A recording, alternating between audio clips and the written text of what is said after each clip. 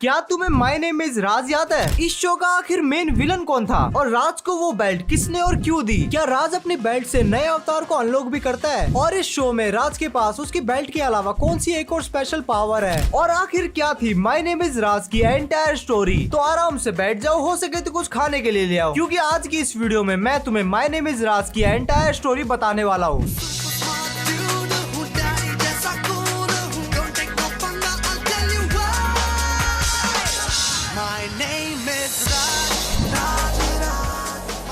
तो कहानी की शुरुआत होती है अपने लोंडे राज से, जो कि मस्त फैल के सो रहा था। तभी एक मकड़ियों की सीना उस पे मेरा मतलब गैंग अप करने आती है। लेकिन अपना राज मुन्ना 24 घंटे चौकन्ना एक मकड़ी बन के उन सभी मकड़ियों की वाट लगा देता है। उसके बाद हमें इस शो के मेन विलन कालीचरण से मिलवाया जाता है, जो कि राज की लेने की फिराक में होता है। बेल्ट क्या जोक मारा भाई।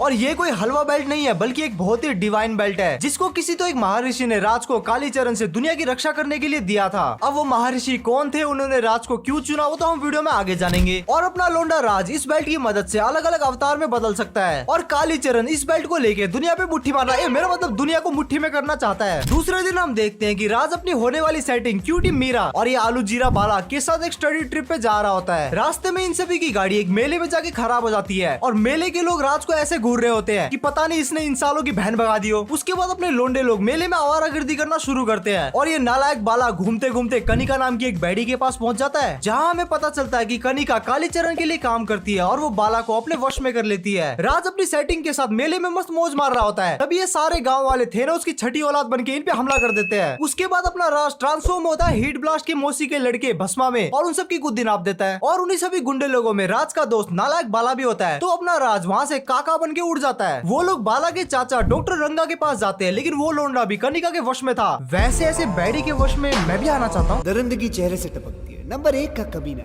तो राज वहाँ पे कुछ नहीं कर पाता और गांव वालों से लड़ते लड़ते राज की बेल्ट की बैटरी खत्म हो जाती है और वो वापस नॉर्मल ह्यूमन बन जाता है। उसके बाद राज का मीटअप होता है बैडी कनिका से, जहाँ उसे पता चलता है कि उसने गांव वालों की आत्मा को एक क्रिस्टल बोल में कैद करके रखा है। तो क्या अपना राज वो बोल तोड़ देता है, वैसे ही जैसे उसने तुम्हारी उम्मीदें तोड़ी थी। और उसके बाद अपनी कनिका अपनी टुक टुक बुला के वहाँ से चली जाती है और सारे गाँव वाले और अपना लोंडा ठीक हो जाता है। उसके बाद अपनी चिल्लर पार्टी मस्त टीवी देख रही होती है और उन्हें पता चलता है कि गाँव में कोई तो एक अजीब प्राणी घूम रहे हैं, जो की किसानों का गेम बजाने की फिराक में है। तभी बाला बताता है कि डॉक्टर जंग नाम का एक साइंटिस्ट उसी जंगल में काम करता है। उसके अगले सीन में हम देखते हैं कि वही अजीब से प्राणी शहर पे हमला कर रहे हैं और वो शहर को जंगल बनाना चाहते हैं। और तभी अपना राज वहाँ पे पहुंच जाता है और कहता है तेरा ससुर का शहर है ये। और रेडबुल धोनी माही बन के उनसे भिड़ जाता है। माफ करना, मैं जो राज उन सबको हराने वाला होता है, लेकिन फॉरेस्ट डिपार्टमेंट के लोंडे लोग उसके पिछवाड़े में सुई दे देते हैं, जिससे अपना लोंडा राज वापस से नॉर्मल बन जाता है और वो प्राणी भी टाइम रहते ही वहाँ से फरार हो जाते हैं। उसके बाद राज और उसकी गैंग जाती है डॉक्टर जंग के लैब में, जहाँ उन्हें पता चलता है कि इंसानों की हवानियत और नीचता देख के डॉक्टर जंग ने सारे जानवरों का डीएनए खुद में मिला लिया है और वो खुद ये बदसूरत प्राणी बन के इंसानों से बदला लेना चाहते हैं। उसके बाद डॉक्टर जंग वहाँ पे आता है, जो की सीधा हाथापाई पे उतर आता है और डॉक्टर जंग और अपने लोंडे राज के बीच में एक बहुत ही भयंकर लड़ाई होती है। और इस बार फॉरेस्ट ऑफिसर सही निशाना लगाते हैं और वो डॉक्टर जंग को बेहोश कर देते हैं। लेकिन आगे हम देखते हैं कि डॉक्टर जंग जेल से फरार हो जाते हैं और वो सीधा राज के दोस्तों पे हमला कर देते हैं और फिर राज मक्कड़ सिंह बन के उनसे भिड़ जाता है। उसके बाद मक्कड़ सिंह अपने रेडिएशन की मदद से उन्हें ठीक कर देता है। उसके बाद हम देखते हैं कि राज अपने पापा और अपनी साइड चिक के साथ एक ट्रिप मारने के लिए निकला हुआ होता है। तभी उन्हें सिड नाम का गंजेड़ी मिलता है, जो कि अपने दोस्तों के साथ बाली नाम के एक गाँव में मस्त कैंपिंग कर रहा होता है। लेकिन तभी वहाँ पे राक्षस आ जाते हैं, जो की असुदामा नाम का जप कर रहे थे। वो बताता है कि उन्होंने मेरे दोस्तों को पकड़ लिया और मैं किसी तरीके से जान बचा के यहाँ पे भाग आया हूँ। उसके बाद अपना लोंडा उसी गांव में जाता है, जहाँ पे असुदामा के राक्षस उस पे हमला कर देते हैं, लेकिन वो भस्मा में ट्रांसफॉर्म होकर उन्हें हरा देता है। दूसरी तरफ हम देखते हैं कि असुदामा अपनी सेना के साथ राज के बाप पे हमला कर देता है, जो कि कुछ तो जादू टोना करके उन्हें पत्थर का बना देता है। ये क्या?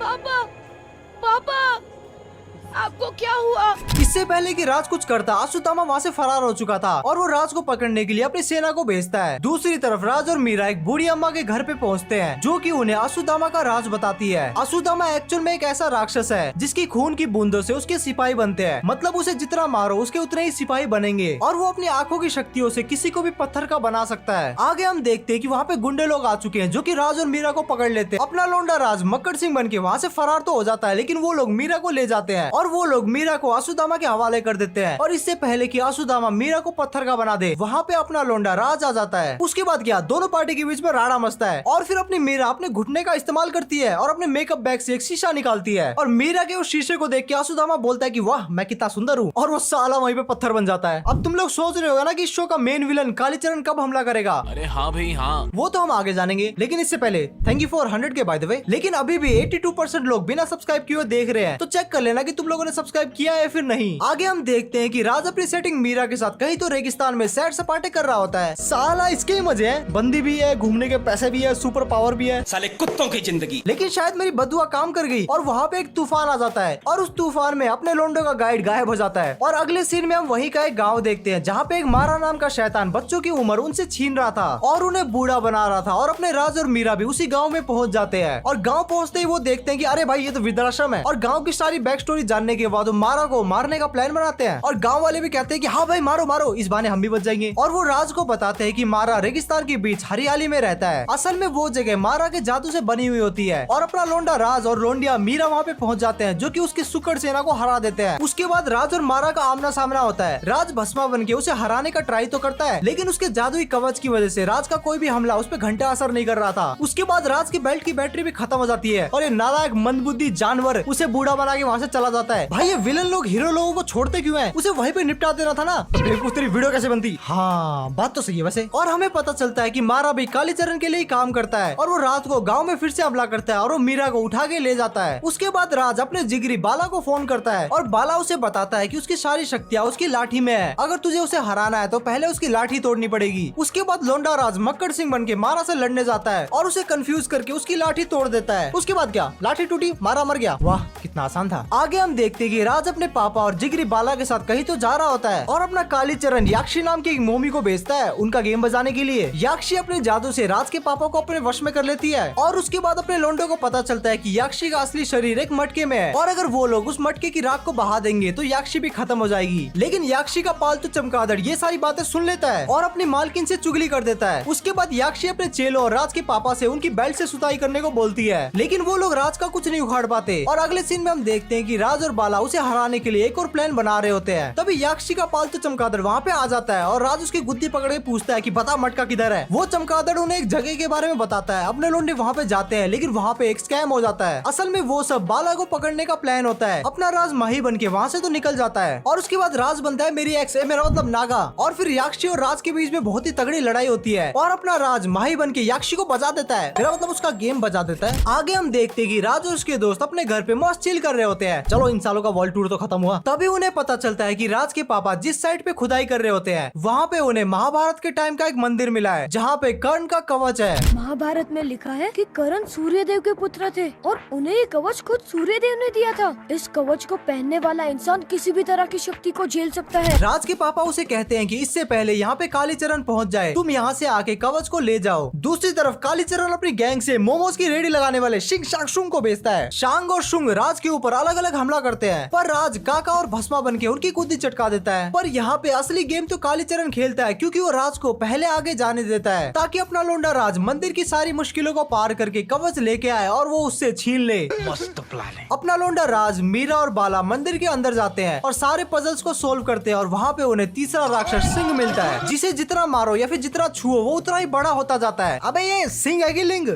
लेकिन अपना राज उसे मार मार के इतना बड़ा कर देता है ना कि वो मंदिर के अंदर ही फंस जाता है। दूसरी तरफ कालीचरण अपने बदमाश बिल्लो को भेजता है वो कवच लेने के लिए। राज और उसके दोस्त लोग मंदिर से वो कवच लेके बाहर आते हैं लेकिन बाहर उन्हें एक बार फिर से शिंग शांग शुंग मिलते हैं और इस बार तीनों मिलके एक बड़ा सा राक्षस बनते हैं और पीछे से बदमाश बिल्लो उन्हें घेर लेता है। अपना लोंडा राज नागा बन के उनसे लड़ता है लेकिन काफी लड़ने के बाद भी वो एंड में हार ही जाता है और वो कवच मोमो वाले के पास पहुंच जाता है।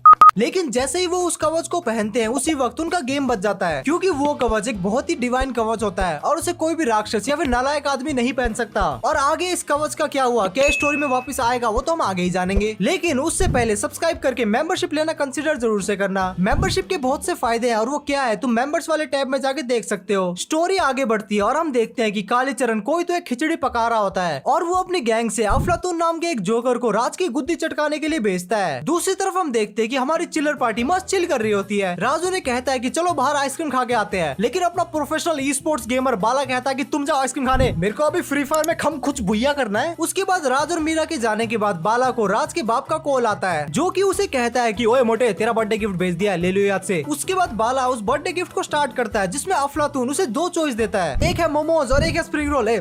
खाने का मन कर गया। वो कहता है कि या तो तू हीरो की टीम से खेल या फिर विलन की टीम से। बाला कितने भी बड़े वाला हो, लेकिन वो अपनी दोस्तों से गद्दारी नहीं कोरबे। लेकिन अफलातून उसे झांसा देता है और बोलता है कि ओए मोटे, राज की टीम में तेरी कोई इज्जत नहीं है, आजा मुझसे हाथ मिला ले। और दूसरी तरफ अफलातून आइसक्रीम खाते हुए राज और मीरा को भी उसी गेम में डाल देता है। अफलातून उन्हें कहता है कि अगर यहाँ से बाहर निकलना है तो सारे लेवल्स को पार करना पड़ेगा। पहले लेवल में उनका सामना होता है केतन नाम के एक राक्षस से, जिसे बाला कंट्रोल कर रहा होता है, और अपने बाला को राज की सारी वीकनेस पता होती है, तो वो राज की जम के बैंड बजाता है। और साथ ही साथ राज के बेल्ट की बैटरी भी खत्म हो जाती है, लेकिन अपना लोंडा राज केतन की आंखों में धूल फेंक देता है, जिससे वो उसी तलवार में जाके गिर जाता है। और ऐसे राज और मीरा पहला राउंड जीत जाते हैं। दूसरे राउंड में टाइम खत्म होने से पहले अपने लोंडो को इस आग वाले रास्ते से निकलना होगा, लेकिन इस राउंड में मीरा अपने घुटने का इस्तेमाल करके राज को ये राउंड जितवा देती है। तीसरे राउंड में राज और मीरा एक मेज में फंसे हुए होते हैं और उनके पीछे एक ड्रैगन पड़ा हुआ होता है। तभी हम देखते हैं कि बाला के घर की घंटी बजती है और उसे राज के पापा का दिया हुआ असली गिफ्ट मिलता है। तब उसे रियलाइज होता है कि अब तक वो जिसके घोड़े लगा रहा था वो असली के राज और मीरा ही तो है। जिसके बाद वो उन दोनों को फोन लगाता है और दोनों को सारी की सारी कहानी बताता है। और उसके बाद अपना लोंडा राज काका बन के अफलातून की बैंड बजाता है और मीरा फिर से अपने घुटने का इस्तेमाल करती है और वो बाला को अपने लैपटॉप का एंटीवायरस स्कैन करने को बोलती है। जिसके बाद वो दोनों ही गेम से बाहर आ जाते हैं। दूसरी तरफ हम देखते हैं कि कालीचरण अफलातून से भड़क जाता है कि साले तू हार के आ गया, ये खुद इतना हल्ला करता है, खुद लड़ने क्यों नहीं जाता? अरे हाँ, ये आगे लड़ने जाएगा ना, तो लोंडो वीडियो का एंड तक जरूर देखना। इसके बाद आंडू पांडू मंडू, हाँ ये तीनों का असली नाम है, वो कालीचरण को इम्प्रेस करने के लिए सोचते हैं कि क्यों ना वो बेल्ट हम ही ले आए। जिसके बाद वो तीनों टुक टुक में निकल पड़ते हैं वो बेल्ट लेने के लिए। हम देखते हैं कि राज और उसके लोंडे लोग जाइंट व्हील में मस्त मौज मार रहे होते हैं और फट्टू बाला की हाइट से फट रही होती है। तभी ये आंडू पांडू, जो भी इनका नाम है, ये आके उस झूले की स्पीड को तेज कर देते हैं। अपना लोंडा फटाफट से काका में ट्रांसफॉर्म होता है और जाइंट व्हील को रोक लेता है और गुंडे लोगों से लड़ने के लिए चला जाता है। और राज के किसी भी अटैक का असर उन तीनों पे नहीं होता, लेकिन वो तीनों अकल के तो दुश्मन होते ही हैं, तो वो तीनों आपस में भिड़ जाते हैं। और बाला अपने लोंडे को बताता है कि इन तीनों का शरीर मिट्टी से बना है और दिमाग टट्टी से। इनके दिमाग में इतना भूसा भरा हुआ होता है ना कि इनका शरीर इतना हार्ड हो जाता है कि किसी भी अटैक का असर इन पे होता ही नहीं है। उसके बाद वो तीनों बैंक में हमला करने का प्लान करते हैं और जब राज को पता चलता है कि बैंक में हमला हुआ है तो वो वहाँ पे पहुँच जाता है और राज उन तीनों को मार मार के कुत्ता बना देता है। और थोड़ी देर में बेल्ट की बैटरी भी खत्म हो जाती है, लेकिन तीनों पे कोई भी असर नहीं होता। और अब वो राज को मार मार के बिल्ली बनाने वाले थे, तभी वहाँ पे बारिश आ जाती है और वो खुद को बचाने के लिए इधर उधर भागने लगते हैं। और आगे हम देखते हैं कि वो तीनों राक्षस राज के घर पे अटैक करने का सोचते हैं, लेकिन इससे पहले कि राज का दोस्त उन पे फिर से पानी डाले वो वहाँ से भाग जाते हैं। लेकिन साथ ही साथ वो राज के दोस्तों को भी किडनैप करके ले जाता है और वो राज को कहते हैं कि अगर उसे अपने दोस्त सही सलामत चाहिए तो डैम के पास आके चुपचाप बेल्ट दे दे। राज वहाँ पे जाता है, लेकिन राज अपनी मोटी बुद्धि का इस्तेमाल करता है और उन तीनों नालायकों को एक नकली बेल्ट दे देता है। पर तीनों राक्षस अपनी औकात दिखा देते हैं राज के दोस्तों को ना छोड़कर। उसके बाद राज नागा में ट्रांसफॉर्म होता है, लेकिन तीनों को घंटा भी कुछ फर्क नहीं पड़ता और वो तीनों राक्षस राज के दोस्तों को पानी में फेंक देते हैं। लेकिन राज उन्हें बचाता है और अपनी मोटी बुद्धि का इस्तेमाल करके तीनों को ही पानी में फेंक देता है, जिससे तीनों नालायकों का ही गेम बच जाता है। अब बहुत जल्द मैं अपने सबसे बड़े आविष्कार का खुलासा करूंगा।